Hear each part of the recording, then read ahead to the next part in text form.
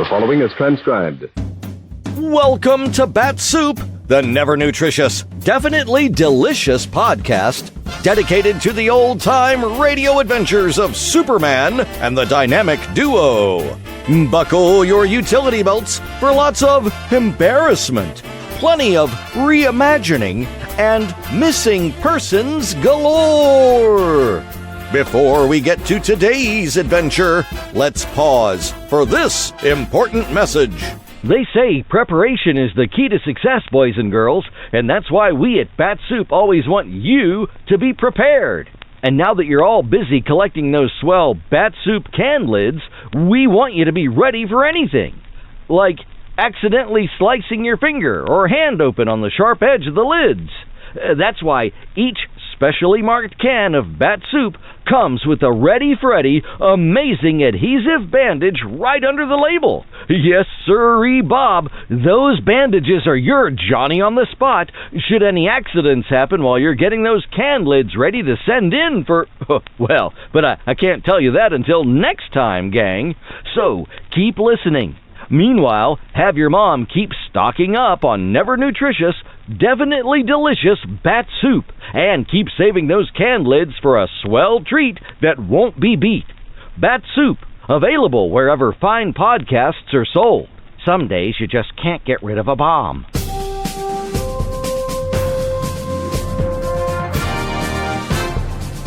And now, Bat-Supe presents today's adventure. Part 4 of The Story of the Century, as originally broadcast on April 4th, 1946. Kellogg's Pep, the super delicious cereal, present The Adventures of Superman. Faster than a speeding bullet, more powerful than a locomotive, able to leap tall buildings at a single bound. Look, up in the sky, it's a bird, it's a plane, it's Superman! Yes, it's Superman, strange visitor from another planet, who came to Earth with powers and abilities far beyond those of mortal men. Superman, defender of law and order, champion of equal rights, valiant, courageous fighter against the forces of hate and prejudice. Today, as the mystery surrounding recent events at the Daily Planet deepens, Clark Kent is at 407 Clover Street, trying to find some answer to the problem. We'll join him there in a moment. But right now, let's see why Dan McCullough's young pal Rusty is mumbling to himself. Maggie, Jiggs, Andy Gump, Hans, Fritz, Popeye. Hey, Rusty, what are you doing? Me, I'm memorizing. Memorizing? Sure, I'm trying to learn the whole list of funny paper characters. You know, in that new second series of comic buttons Kellogg's Pep is putting out? Well, sure, but how come? Well, I figured if I learned all 18 in the series, I'd know which buttons to look for, and I'd know which ones I'm missing in my collection. Hey, that's a swell idea. How many have you learned? I'm not doing so well yet. I just started. Well, have you tried learning them in groups? How do you mean? Well, you know, if you learn, say, 5 at a time, lots of folks say it's easier that way. Oh, I see. Learn a group like Maggie, Jiggs, Andy Gump, Hans, and Fritz before I try to learn the rest. Sure. Then your next group would be Olive Oil and Popeye, the Little King, Lord Plushbottom, and Uncle Willie. Then Emmy, Rip Winkle, Pop Jenks, Superman, like that? Sure. Bet you find it easier. And I'll bet you're not the only one in the gang who's that hepped up about this brand new second series of Pep comic buttons. They're so bright-colored and clear-cut, and it's so much fun to collect and trade duplicates with your pals. All the up-and-coming fellows and girls in our block are mighty busy with their collections. But remember, there's only one way you can get these exciting comic buttons. You can't buy them anywhere, and you don't send in a single penny, not even a box top. You just make sure Mom keeps stocked up with plenty of Kellogg's Pep, and you'll find your prize in every package. Ask Mom for P-E-P, Pep, the Sunshine Cereal, made by Kellogg's of Battle Creek. Now, the adventures of Superman. Baffled as he has never been before, Clark Kent is trying to discover who impersonated Editor Perry White on the telephone, wrecked Lois Lane's apartment, impersonated the girl reporter, and finally was responsible for the disappearance of Perry White, who was last seen leaving the Daily Planet with $10,000 in cash, presumably en route to a theatrical rooming house at 407 Clover Street. Certain that White is in the hands of clever swindlers, Kent, accompanied by Lois, hurried to that address. But to his amazement, 407 Clover Street turned out to be not the theatrical rooming house he had visited earlier that morning, but the residence and studio of a Mr. John Simmons, a piano teacher. Puzzled, Kent studies the paneled, tastefully furnished reception room and finally turns to Lois and Mr. Simmons. I can't understand it. When I was here less than 2 hours ago, this room was twice the size it is now.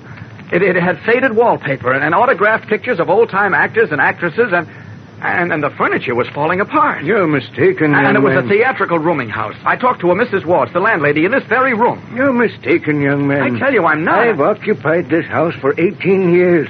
There's never been any paper on the walls or pictures of theatrical people or broken down furniture. Now, look. Nor has there ever been a Mrs. Walsh here. But, Mr. Now, Simmons... just a minute, Clark. Is Mr. Perry White here, Mr. Simmons? Who? Perry White, editor of the Metropolis Daily Planet. I never heard of him. There, you see, Clark, we've obviously come to the wrong place. But Now, apologize to Mr. Simmons and we'll be going. Oh, there's really nothing to apologize for. We all make mistakes. I couldn't have made a mistake. Will you stop being a stubborn mule? Look. Really, once he gets an idea in his head, Mr. Simmons, there's just no budging him. So I see. I don't understand it. Stop repeating that, Clark. Now, come on, we've lost enough time. We've got to find the chief. Well, are you coming? Oh, all right. I guess I did make a mistake. It's quite all right. I'll show you to the door. Figure this out, Lois. I can. What do you mean? I'll tell you when we get outside. Well, goodbye. So long. Goodbye. Thank you very much. All right, snap out of it, Clark. You'll fall down the stairs. Oh, I'm all right. Don't worry about me. Look, what did you mean when you said you knew what had happened? Well, you got the name of the street wrong. What? I just remembered there's a Dover Street, and it's not far from here. The chief didn't say Dover. He said Clover, 407 Clover. Well, Just Clover plain- sounds like Dover. You could easily mistake them. Or the chief could. You know how he is when he's excited. Here comes an empty cab. Taxi! But I tell you, Lois... Taxi!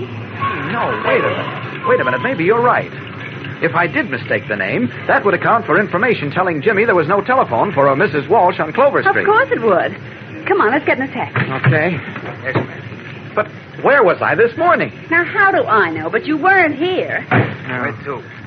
407 Dover Street, driver. And hurry, please.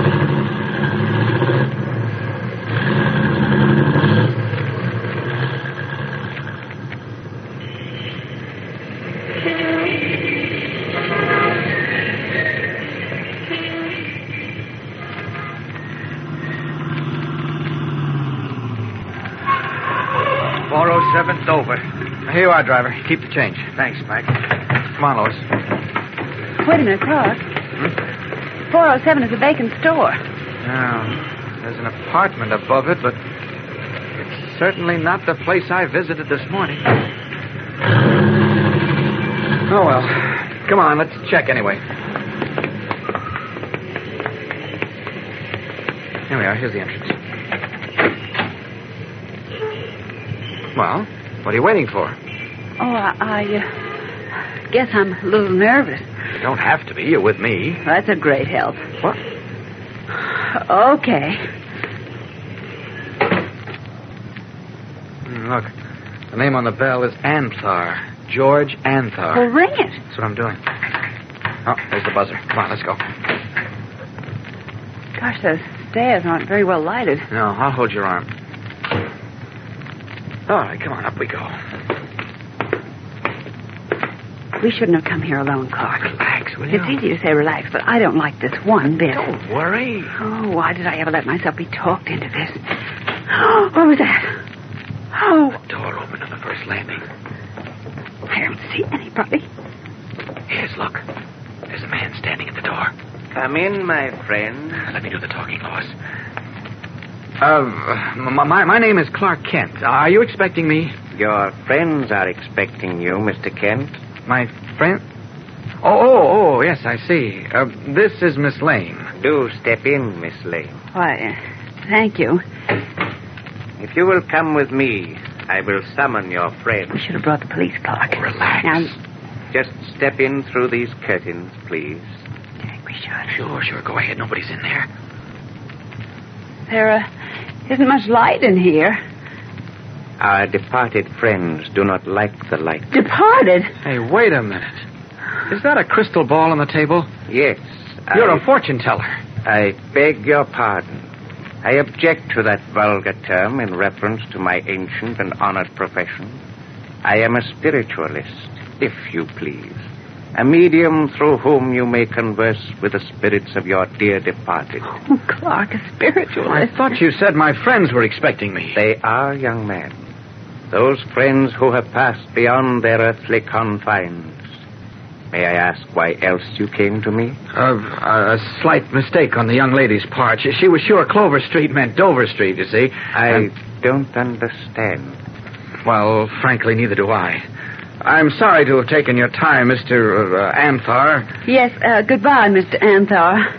The door is directly ahead. Yes, I see it. Watch the steps going down, Lois. Oh, all right.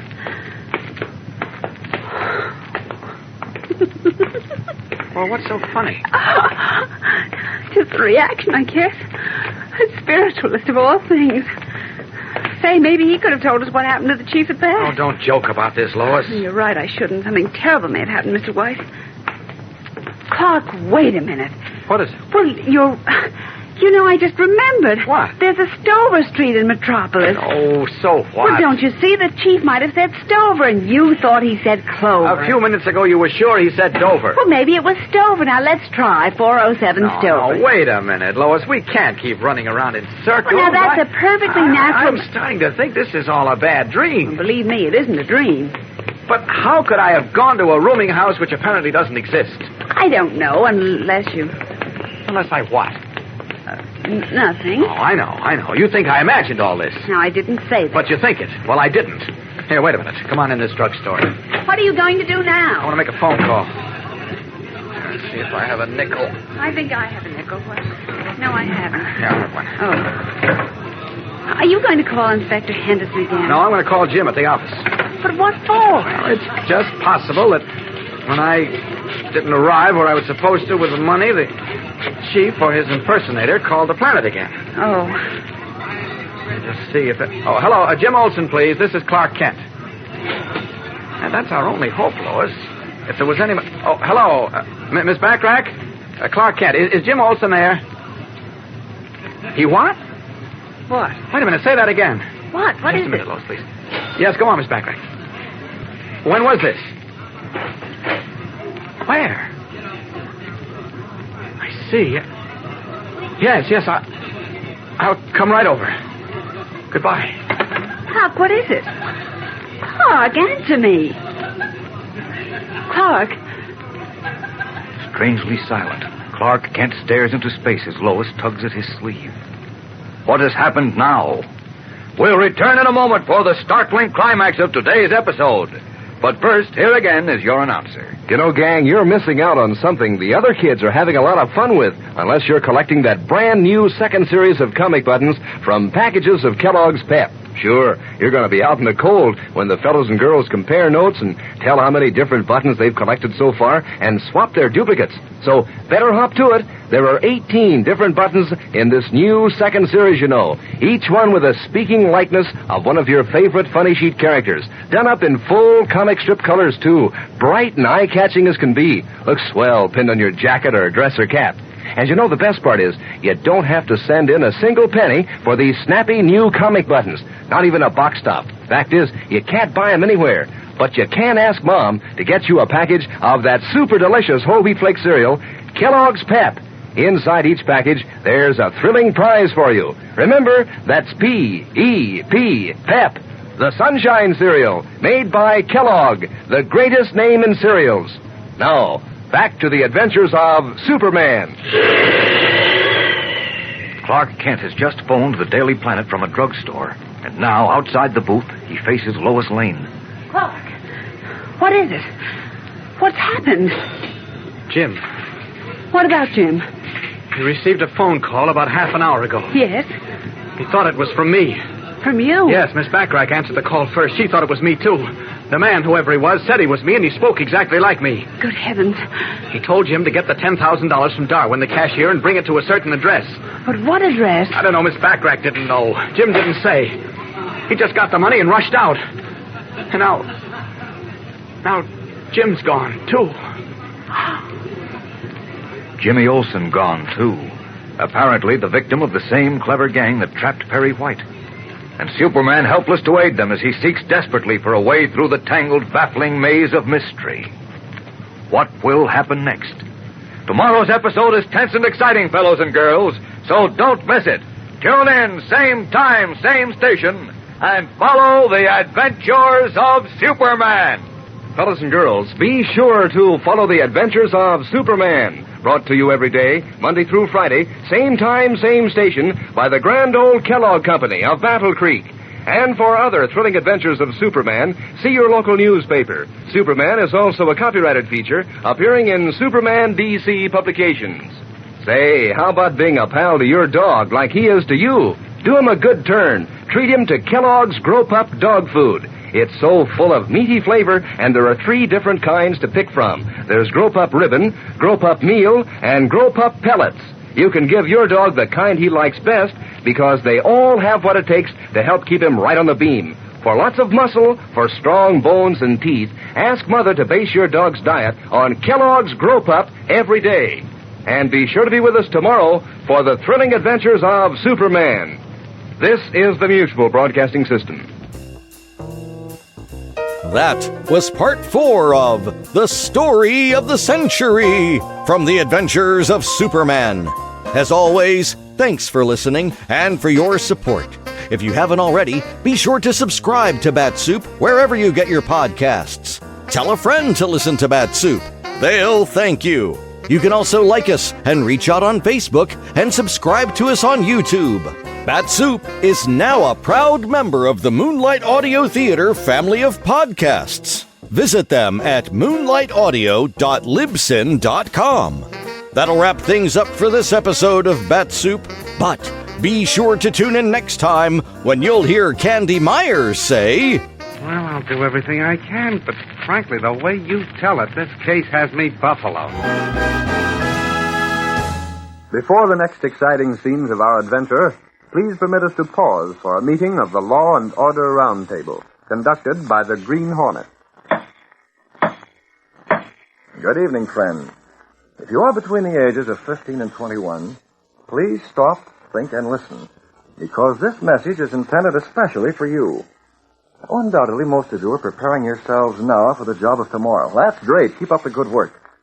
But along with preparing yourself for your chosen trade or profession, don't neglect to groom yourself for the job of good citizenship as well.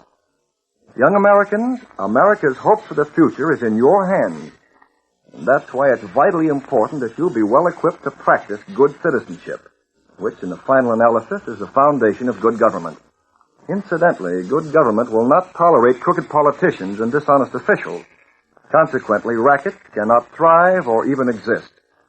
Boys and girls, learn all you can now about how your government works. Find out what makes it tick and why. Make it a habit to study both sides of every important political issue. And in addition, study the records of candidates who seek to run your government, locally or nationally. Vote for the candidate who is best qualified by education and experience, who has the best record for honesty, sincerity, and accomplishment.